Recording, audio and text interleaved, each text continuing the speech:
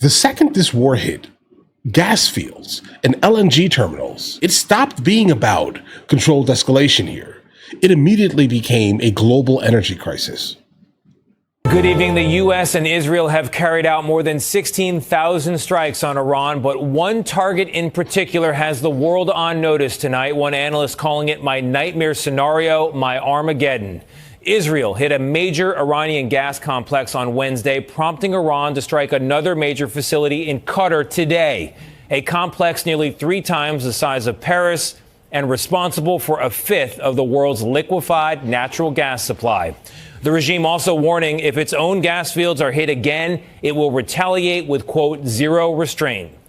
Senior national security correspondent Charlie D'Agata joins us now. Charlie, good evening. Hey, good evening to you, Tony. We learned about those numbers that you mentioned in America's war against Iran, but in the war between Israel and Iran, a battle that put this region's oil and gas facilities directly in the firing line. In a dramatic escalation, Iran striking the world's largest liquefied natural gas plant, Ras Laffan, in Qatar, and oil refineries in Saudi Arabia and Kuwait.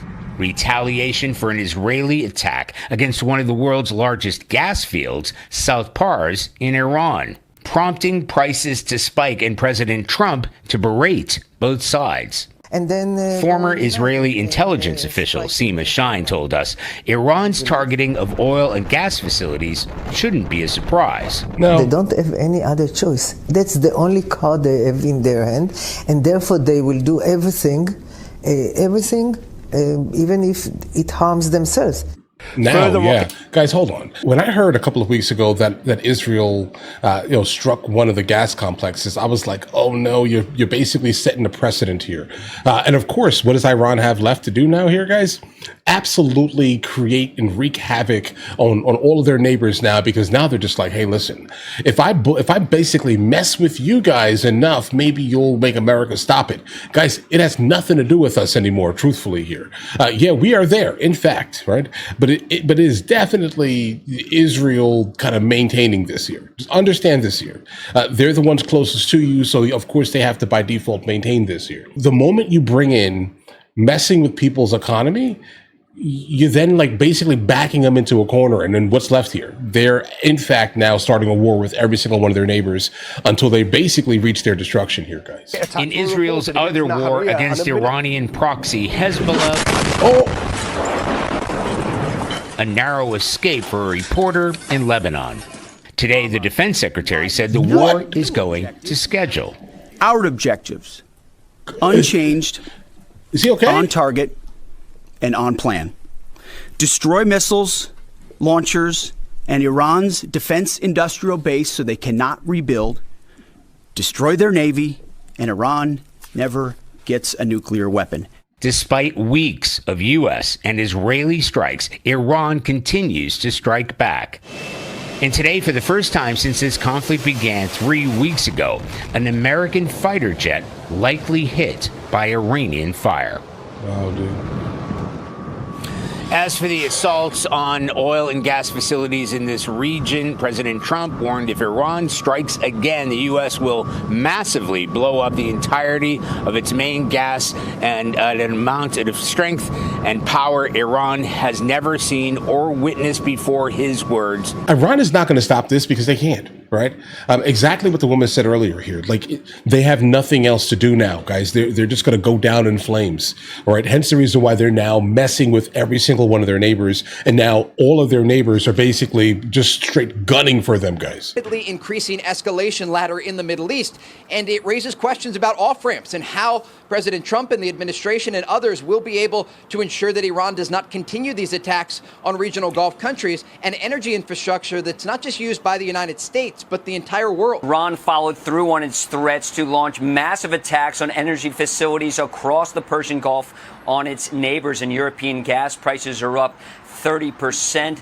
This all comes after Israel launched that massive attack, as we just heard from Trey, on the largest gas field in the world off the coast of Qatar that is shared by Qatar and Iran. President Trump reacting to the news, taking to Truth Social, saying, quote, The United States knew nothing about this particular attack, and the country of Qatar was in no way, shape, or form involved with it, nor did it have any idea that it was going to happen. No more attacks will be made by Israel pertaining to this extremely important and valuable South Pars field unless Iran unwisely decides to attack a very innocent, in this case, Qatar.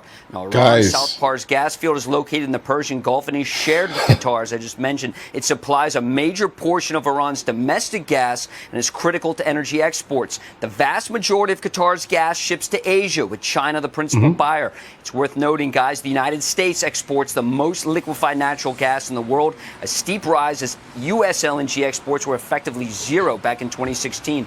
As a result of these attacks, oil prices have spiked. Iran has also struck oil and gas fields here in the UAE, look at that barrel as well as price. Kuwait and Saudi Arabia. Iran fired ballistic missiles at Riyadh, while diplomats from neighboring Gulf countries, as well as ministers from Turkey, Lebanon, Jordan, Azerbaijan, were meeting. The top diplomat here in the Emirates issuing a blistering statement about Iran's latest attack here, saying, quote, "The ministry emphasized that this terrorist attack, which targeted the country's infrastructure and oil facilities, represents a direct threat to the security and stability of the region and its people, as well as to the global energy security." That's exactly what it is. And if this does not find a way to stop the guys, there is no off-ramp here. It's too late. Right? I mean, we can have the conversation and hope that everyone can kind of come to the table eventually, but now it's too late. Right? That would have probably been, I don't know, day 1 or 2 of the strikes, guys. But I knew, guys, I forecasted this, okay?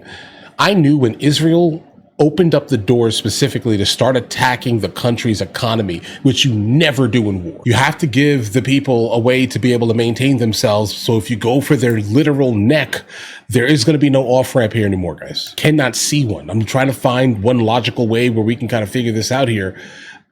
But I don't really see one. Not anymore, guys. 90 million people in that country, guys. All right. When you start messing with the economy, you change the overall perception of what everyone is encountering specifically within that country. For the ones saying, I cannot wait to get the supreme leader out of here, okay? I can't wait for it. They may actually change their mind once they start realizing that they were impoverished before and now they're worse now. Iran has issued a new warning for Saudi Arabia, Qatar, and here in the UAE, saying its energy facilities will be targeted in a number of hours, a short time from now, after accusing Israel of bombing the largest gas field in the world, located in the Persian Gulf, a gas field that's shared between Qatar and Iran. As you mentioned off the top, John, U.S. Central Command out with a warning of its own, demanding Iran open the Strait of Hormuz. U.S. jets dropping multiple GBU-72 bunker-busting 5,000-pound deep penetrator bombs on reinforced Iranian missile sites along its coastline near the Strait of Hormuz. CENTCOM says these missiles were being stored underground at these sites and pose a risk to shipping, potentially U.S. warships, if they are potentially ordered to arrive. Now, this is a relatively new bomb, John, first tested by the U.S. Air Force in 2021 and first used in combat against the Houthis in Yemen 2 years ago. The Speaker of Iran's parliament, Mike Johnson's equivalent, issuing a new warning, quote, "The Strait of Hormuz situation won't return to its pre-war status." No. Now, today, Iran launched more attacks here at the Emirates. UAE air defenses were active on 3 occasions this morning, shooting down 13 ballistic missiles and 27 drones launched across the Persian Gulf from Iran, according to the defense ministry. It was a little noisy earlier. It appeared some of those salvos were targeting Dubai's international airport.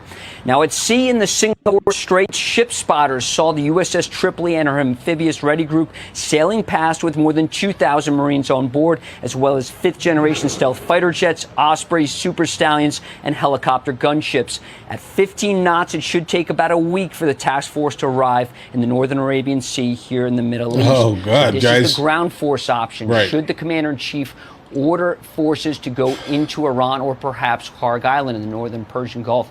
Now, since the start of this war, Iran has launched 2.5 times more warheads here at the UAE than any other country, including Israel. Because once you open the door to start targeting specifically the oil fields, you now immediately opened up Iran to now start doing the same, all within the region, guys.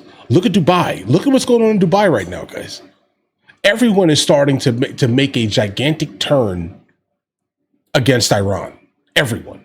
Because it's affecting everyone now. except for Europe, even though it's affecting them. But I don't know what it is. They just choose not to basically kind of step forward here. They decide to kind of sit in the back for some reason here. 30% gas increase in a region on Earth where people are well off compared to other people that surround them, but they're still not really well off, guys. All right. That 30% increase in gas is crazy in Europe. Gas prices in Spain right now are absolutely crazy. And I'm glad I'm not there right now. And I'm glad my car is sitting in the sitting in the garage.